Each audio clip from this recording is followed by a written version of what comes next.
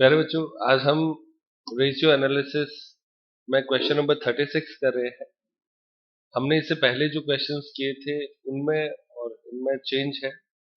पहले हम information given होती थी और रेशियो कैलकुलेट करते थे। इसमें अपने को रेशियो दिए हुए हैं और ये इंफॉर्मेशन कैलकुलेट करनी है, तो एक तरीके से अपोजिट क्वेश्चन कहलाता है। इन प्रश्नों को हल करने का जो सबसे आसान तरीका है वो ये होता है कि आप सारे फॉर्मूले लिखें और जगह छोड़ते हुए चलें। जैसे अपने पास इसमें एक इंफॉर्मेशन है 80,000 रुपए। ये यहाँ पे देखो वर्किंग कैपिटल दे रखी है, ठीक। अब वर्किंग कैपिटल का फॉर्मूला होता है CA - CL। तो हम क्या करेंगे, वर्किंग कैपिटल लिखेंगे, उसका फॉर्मूला लिखेंगे और अमाउंट लिख देंगे। हमारे पास संख्या के रूप में केवल एक ही संख्या है 80,000। उसके बाद में करंट रेशियो, तो उसका करंट रेशियो की जगह पे करंट रेशियो का फॉर्मूला लिखेंगे और जगह छोड़ देंगे, और क्विक रेशियो लिखेंगे और उसकी जगह छोड़ देंगे। क्लियर।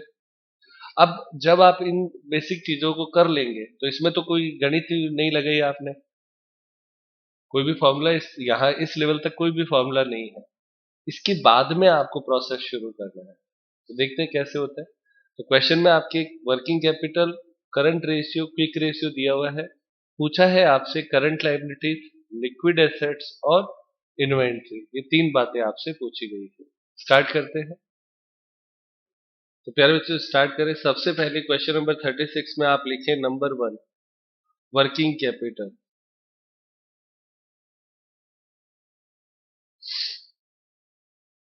वर्किंग कैपिटल, उसका फॉर्मूला होता है CA - CL और इसकी अमाउंट आपको दे रखी है 80,000। ठीक है। अब उसके बाद में आप तीन लाइनें छोड़ दें। नंबर 2 अगला फॉर्मूला लिखें। सेकंड आपको दे रखा है करंट रेशियो।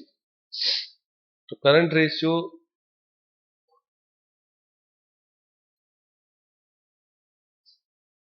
रेशियो वो आपके दे रखा है। इसका फॉर्मूला होता है CA/CL और अनुपात दे रखा है 2:1। इसमें भी आप तीन लाइनें छोड़ दें। तीसरा आपको दिया हुआ है क्विक रेशियो, तो यहाँ पे लिखें क्विक रेशियो, और क्विक रेशियो का फॉर्मूला होता है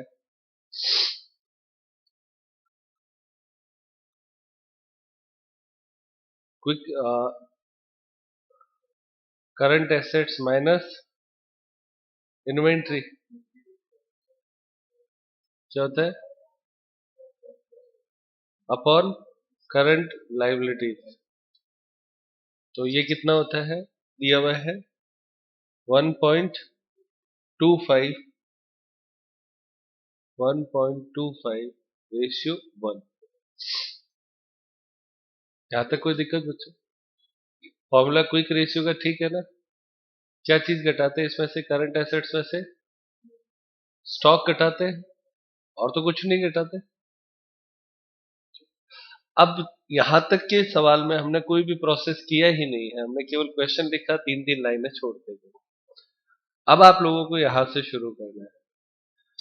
पहला फॉर्मूला दे रखा है CA - CL बराबर 80,000। नीचे यहाँ पे CA तो दिया है 2 और CL क्या दिया है 1। तो आप CA यहाँ पे लिखेंगे 2 - 1 बराबर 80,000। ठीक है। 2 - 1 बराबर 80,000। तो इसको सॉल्व करेंगे तो आएगा 1 = 80,000। सही है। इसमें तो कोई गणित है ही नहीं, 2 में से 1 घटाया 1 बचेगा, और इज इक्वल टू क्या लिख दिया हमने 80,000। क्लियर।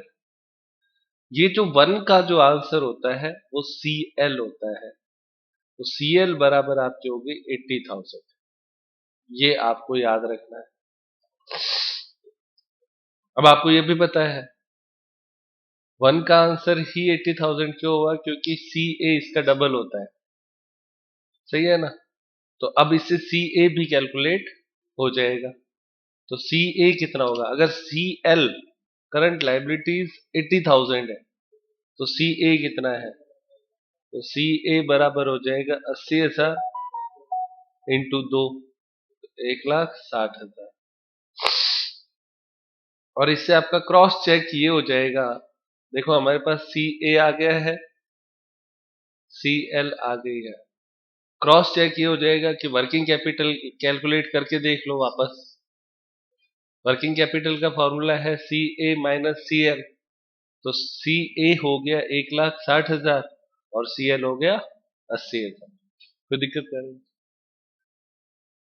अब आपके करंट रेशियो का जो ये फॉर्मूला था 2:1, उसका हमने यहाँ पे यूज ले लिया, तो ये कैलकुलेशन हमारे पास आ गई। तो इसमें और कोई अपने को आवश्यकता नहीं है।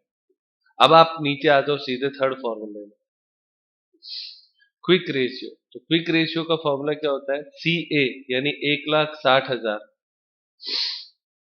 सही है, माइनस स्टॉक। इन्वेंट्री शब्द को मैं यहाँ पे स्टॉक लिख देता हूं, ये अपने को पता नहीं है।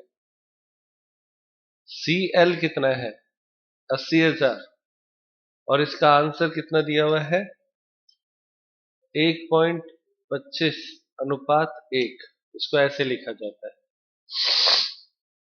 हो गया सवाल, संख्याएं आपके सामने आ गई। अब आप लोगों को कैलकुलेट करना है, इसको सॉल्व करें मैथमेटिकली तो आंसर आ जाएगा। इसकी गुणा इस तरफ करेंगे और इसकी गुणा इस तरफ करेंगे, तो 80,000 इंटू 1.25 कितना होता है? 1,00,000 बराबर 1,60,000 माइनस स्टॉक। ठीक है, तो ये 1,60,000 आप इस तरफ ले जाओ। ठीक, तो 1,00,000 माइनस क्या हो जाएगा? 1,60,000 बराबर माइनस स्टॉक हो जाएगा, सही है। फिर आप इसको लेस करेंगे तो माइनस का 60,000 बराबर माइनस का स्टॉक, माइनस माइनस कट जाएगा, तो आंसर क्या बचेगा? Stock is equal to 60,000। अपने को प्रश्न में क्या क्या चीजें पूछी थी वो सारी चीजें हमारे पास आ गई। पहला आंसर उसने क्या पूछा था? करंट लाइबिलिटीज सीएल, तो सीएल का आंसर हो गया 80,000, हो गया।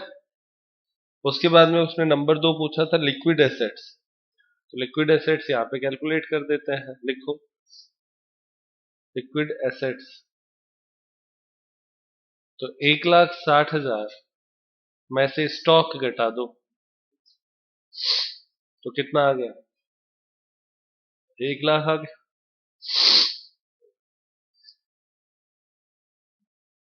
प्यारे बच्चों, हमने तीनों आंसर कैलकुलेट किए। ये रहा आपका पूरा सवाल, स्टार्ट किया और एंड किया। किस किस को समझ में आया? हाथों पे। अब देखते हैं क्वेश्चन नंबर 38। इसमें दिया है निम्न सूचनाओं से ज्ञात कीजिए, from the following information determine inventory. एक तो स्टॉक कैलकुलेट करना है, लिक्विड एसेट्स कैलकुलेट करनी है और करंट रेशियो कैलकुलेट करना है। तो ये तीनों चीजें लेनी है। दिया हुआ है आपको सेल्स 10 लाख रुपए, फिर ग्रॉस प्रॉफिट आपके दे रखा है 30%, 30%। करंट लाइबिलिटीज दे रखी है आपको 2 लाख। इन्वेंट्री टर्नओवर दे रखा है कितना? 7 टाइम्स। तो इन्वेंट्री टर्नओवर का आपका जो रिलेशन है वो कॉस्ट ऑफ गुड सोल्ड से होता है। कॉस्ट ऑफ गुड सोल्ड आ जाएगी सेल्स माइनस जीपी, ये करने से COGS cost of good sold आ जाती है। कॉस्ट ऑफ गुड सोल्ड में आप इन्वेंट्री का भाग दे देंगे तो इन्वेंट्री टर्नओवर का फॉर्मूला अप्लाई हो जाएगा। और उसके बाद में इसने कहा है एसिड टेस्ट रेशियो, तो जब अपने पास स्टॉक होगा तो उससे हम इस रेशियो से करंट लाइबिलिटीज ले आएंगे और करंट लाइबिलिटीज के बाद में करंट एसेट्स ले आएंगे। देखते हैं इस सवाल को कैसे करेंगे। क्वेश्चन आपके सामने है। अपने को ये 3 चीजें चाहिए, इन्वेंट्री चाहिए, लिक्विड एसेट्स चाहिए और करंट रेशियो चाहिए। ठीक है, सबसे पहले आप नंबर 1 पे लिखो,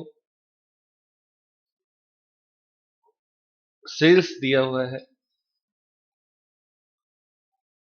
sales minus GP, gross profit घटाएंगे तो कॉस्ट ऑफ गुड्स सोल्ड आएगा। कॉस्ट ऑफ गुड्स सोल्ड यहाँ पे कैलकुलेट करें तो सेल्स आपका दिया हुआ है कितना, 10 लाख, और उसमें से आपको लेस करना है 30% जीपी जो दे रखा था, तो घटाने पर आपके कॉस्ट ऑफ गुड्स सोल्ड आएगी 7 लाख। ये आपके सबसे पहली बेसिक कैलकुलेशन का पार्ट है। कोई दिक्कत बच्चों यहाँ पे? नंबर 2, एक आपके रेशियो इसमें दे रखा है, इन्वेंट्री टर्नओवर रेशियो, है ना। तो इन्वेंट्री टर्नओवर रेशियो का फॉर्मूला लिखें यहां पे,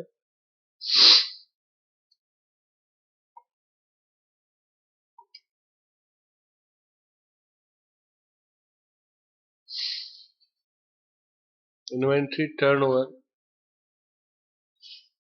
रेशियो कितना दे रखा है, 7 टाइम्स। तो इसको सॉल्व कर सकते हैं।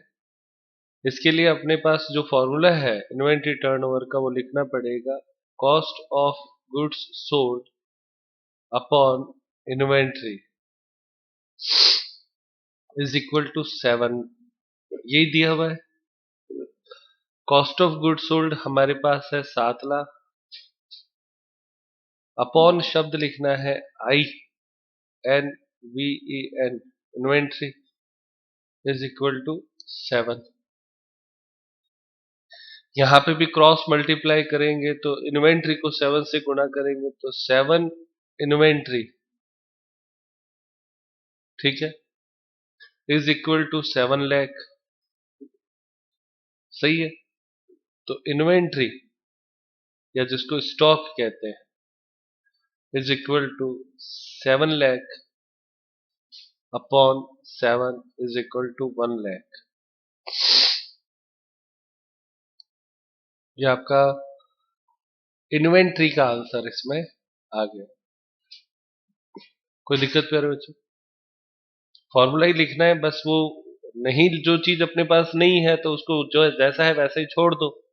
जैसे इसको आप एक्स मान के करते तो भी सवाल हो जाता, इन्वेंट्री नहीं दिया हुआ था तो उसको एक्स मान लिया, तो बार बार एक्स मानने से अच्छा इन्वेंट्री पड़ा रहने दो, अपने आई लिख दे तो क्या फर्क पड़ता है, या एस लिख दे तो क्या फर्क पड़ता है, मानना तो एक्स वाई जेड ही है।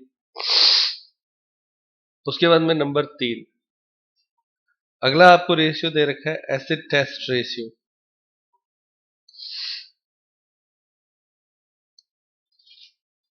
एसिड टेस्ट रेशियो ये आपके दे रखा है 0.75/1। सही है ना। तो इसका फॉर्मूला क्या होता है, हाँ बेटा, लिक्विड एसिड्स ही होता है। Liquid assets upon current liabilities is equal to 0.75/1।